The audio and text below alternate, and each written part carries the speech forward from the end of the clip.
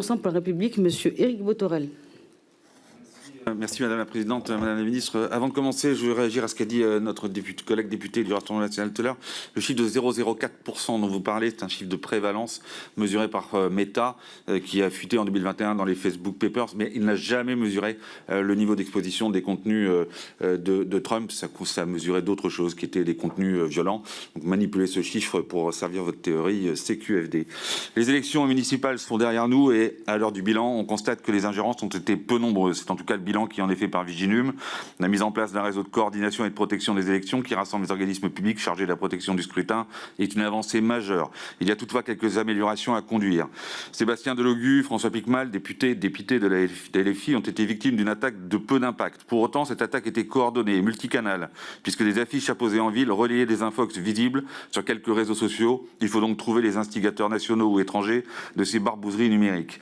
Dans une moindre mesure, Pierre-Yves Bournazel, à qui l'on reprochait de vouloir transformer Beaubourg en centre d'accueil pour migrants, a été impacté. Mais ce qui est intéressant est de voir que cette attaque était sous les radars jusqu'au moment où la députée européenne Nathalie Loiseau en a parlé pour dénoncer la manipulation. Mal lui en a pris, car elle a obtenu l'effet inverse, donnant une publicité inespérée à cet infox. C'est le fameux effet stressant. C'est donc à Viginum de donner les noms des personnes victimes de ces attaques plutôt que les intéressés, d'autres élus ou les médias traditionnels. C'est un des moyens de faire devenir une source d'autorité et de référence qui a été saluée largement ce soir.